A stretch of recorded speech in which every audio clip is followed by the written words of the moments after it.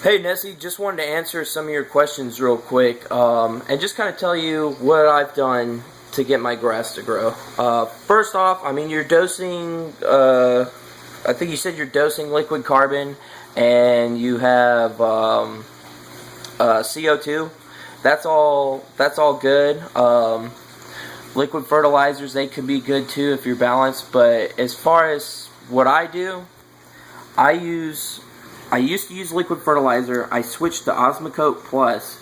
You can buy this. It's like $12 at Walmart or, lawn and garden stores. Get this stuff. Get some 00 size gelatin pill capsules. You can order these on eBay for really cheap. And fill them up with the Osmocote. Poke a little hole in the end of the capsule so the air can get out. But then I just put 4 in each one of these fluval tanks.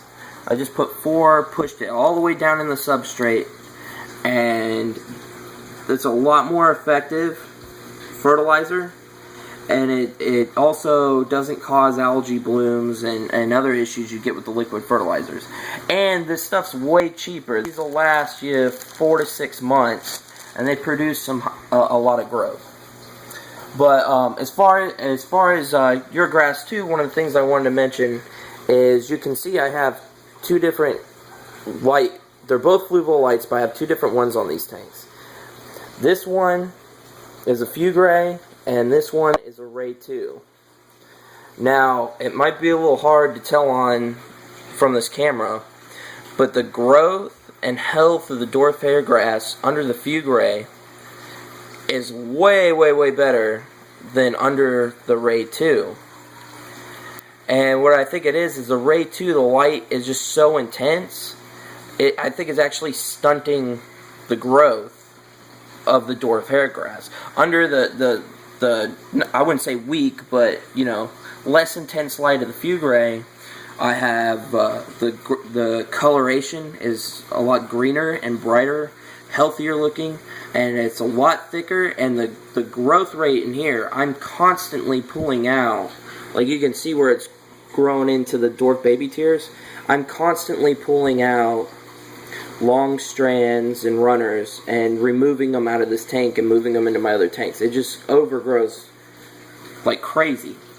But this tank, on the other hand, I'm actually had the growth is very, very slow, if any, and in most cases, it's being overtaken by the other plants in the aquarium. This dwarf hairgrass used to be all the way up into here, and it's just being choked out, very low growth. If you can see how short this is compared to this tank, it's not growing near as tall.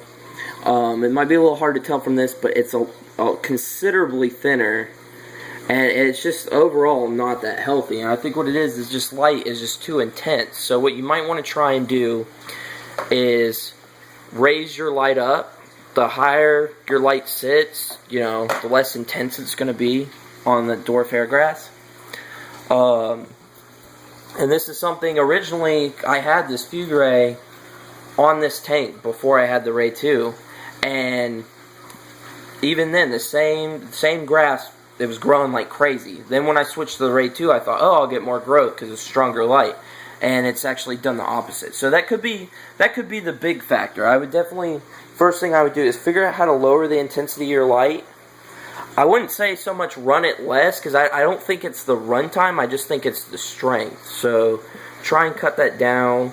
The other thing I did is, every couple weeks or so, as I, like in this tank, as I was getting runners, or I did in all my tanks, but this one's growing fast now. As you get your runners and bits in places you don't want them, go ahead and pull them up, or even as it's kind of spreading, if it's not spraying how you want, I would pull my runners up, and then I bunch them back up, like kind of fold them all up, so it's all in one nice little clump with all the stems coming up, and then I'll replant those plugs throughout the tank. And then wait a couple weeks, and I would get new runners off of that, and I'd pluck those up out of the soil and push them back down, gather them together, the runner, and push it back into the soil. So doing that over the course of a month or two, it kind of allowed it to fill in. And then once it's kind of, you got your plugs all spread out, it fills in together really, really fast. So